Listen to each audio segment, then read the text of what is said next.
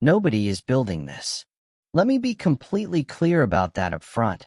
What you are looking at right now is an AI-generated concept. No factory floor, no production line, no order form.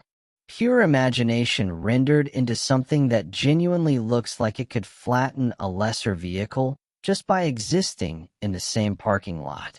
And I want to analyze every inch of it. This is a double-decker luxury motorhome concept, and I don't use the word double-decker lightly here. This is not a raised roofline. This is not a pop-top. This is a fully realized two-story living structure mounted on 6 wheels, wrapped in a black and pearl armor-finish body, lit with gold accents, and carrying a design language that borrows more from aerospace than anything currently on the road. Here is what we are doing today. We are starting at the front face, because that face alone tells you exactly what kind of statement this concept is trying to make. We are moving through the exterior, then we are going inside using everything the exterior tells us. We are getting into the powertrain logic. And in the verdict, I am going to tell you the one design decision on this vehicle that I think is genuinely brilliant, and the one I think is a serious mistake. Stay with me. The rear of this vehicle is doing something I have not seen on anything in this space. I am saving it. That front face is not asking for your attention. It is demanding it. The V-shaped emblem centered on the nose, flanked by stacked vertical LED light bars that cascade down either side of the front fascia. This is not lighting as function. This is lighting as architecture. The designer made a deliberate decision to treat the front of this vehicle the way a luxury watchmaker treats the face of a timepiece. Every line is intentional. Every light position communicates rank. What is the design language here? I would call it aristocratic aggression. The overall geometry is wide, planted, and low for something this tall, which is a difficult engineering tension to resolve visually.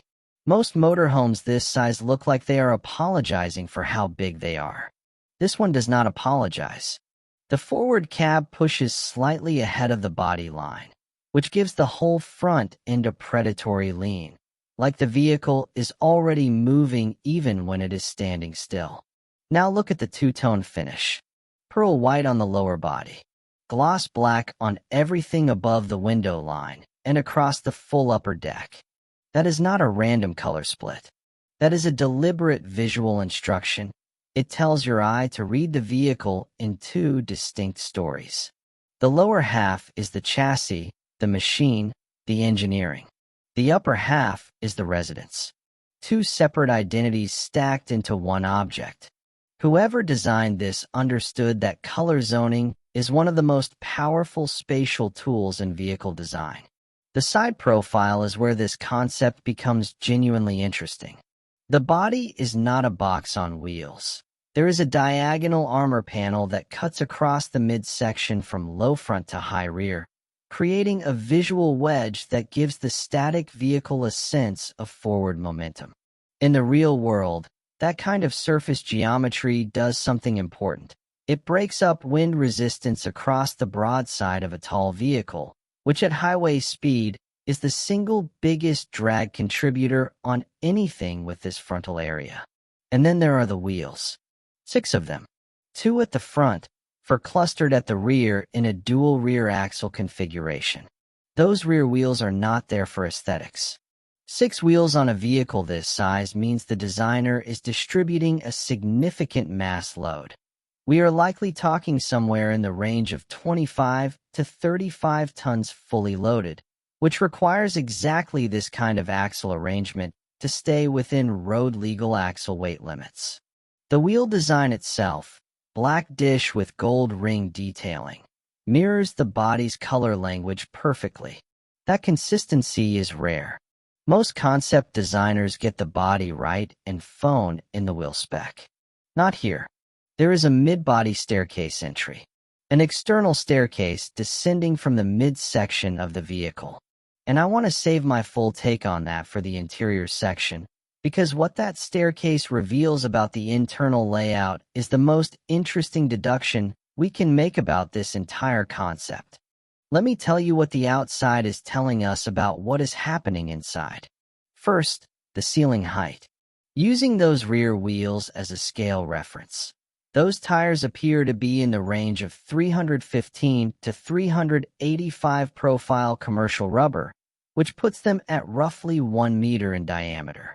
The vehicle's total height, proportionally, sits somewhere around 4 to 4.5 meters.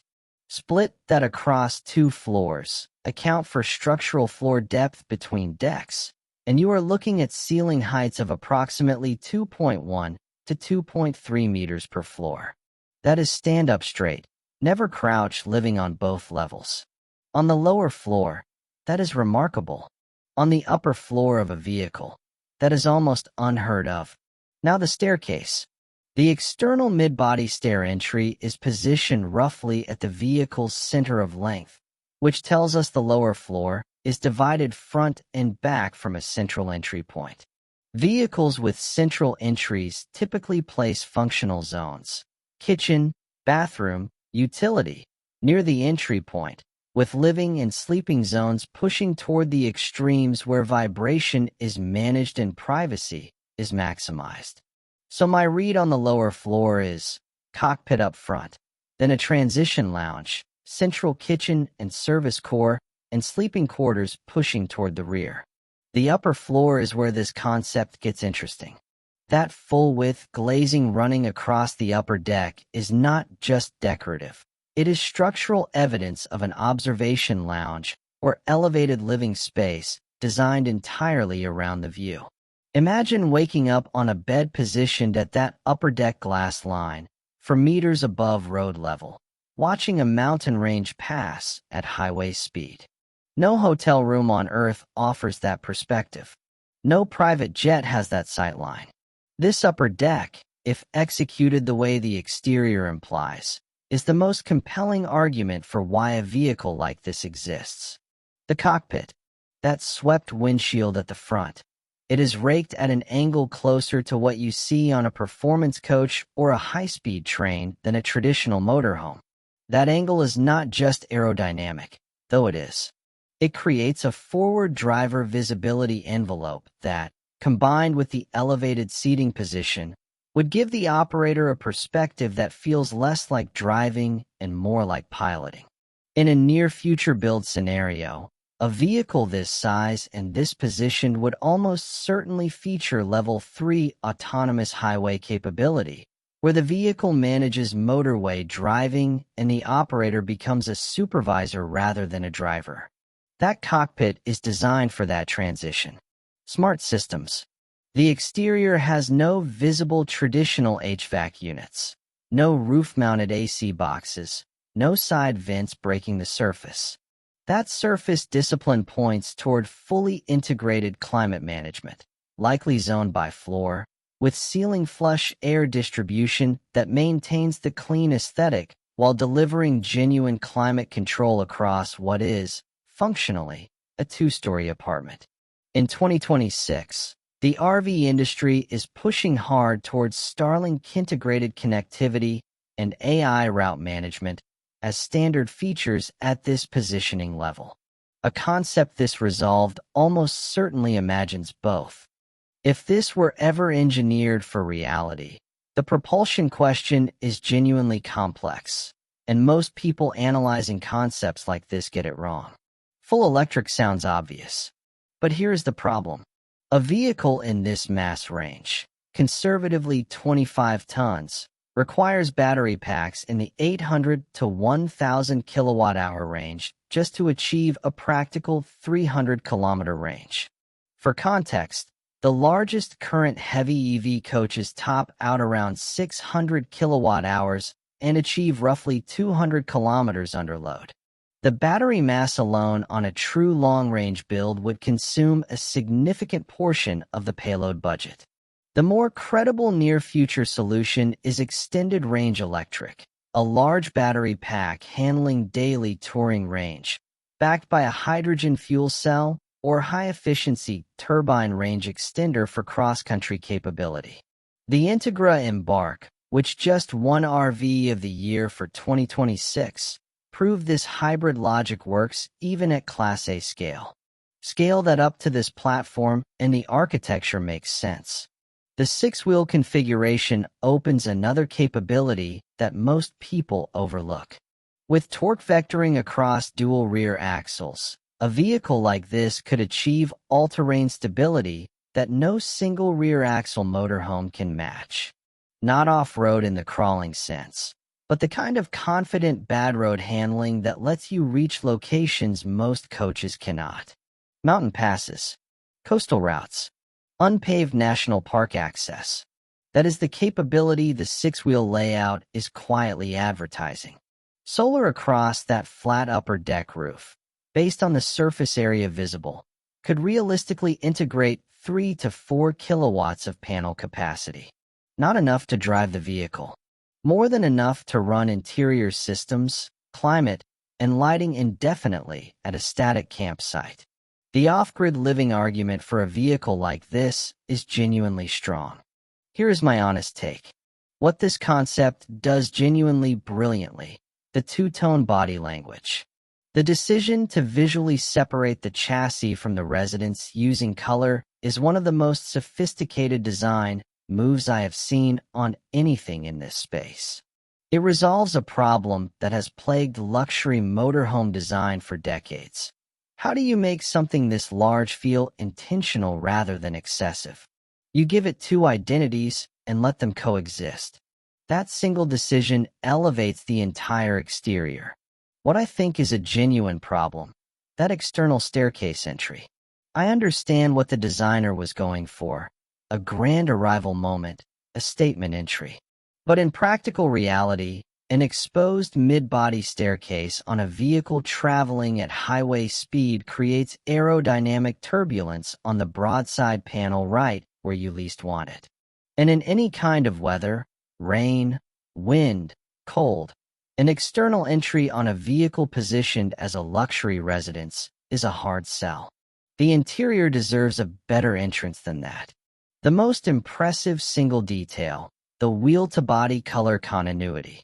Gold ring detailing on black dish wheels matching the gold body accent line is a detail that required deliberate coordination between whoever designed the body and whoever specified the wheels. That kind of consistency is rare, and it signals a concept where someone was paying attention to the whole object, not just the dramatic moments. What I would change: I would bring that entry inside. A full-width interior vestibule entry, similar to what you see on ultra-high-end coach conversions, would solve the weather problem and create a proper arrival sequence. The drama of entering a two-story motorhome should happen inside, not on an outdoor staircase. What this concept signals about where luxury mobility is heading is this: the line between a private residence and a vehicle is disappearing. The RV industry in 2026 is watching electric platforms, AI autonomy, and off-grid capability converge, and concepts like this one are what happen when a designer stops asking what a motorhome should be and starts asking what a home could become if you remove the constraint of a fixed address. This does not exist. It is AI-generated. It lives entirely in the imagination. And it is still one of the most resolved two-story motorhome concepts I have analyzed on this channel. Now I want your take, and I want a specific answer. Upper deck observation lounge, or upper deck master bedroom with full glass wall. Which layout would you actually want to live in? Tell me below. The comments on this one are going to be interesting. If this is the kind of analysis you come to YouTube for, the real engineering logic behind fictional design, then subscribing is simply the most efficient way to not miss the next one. We do this daily.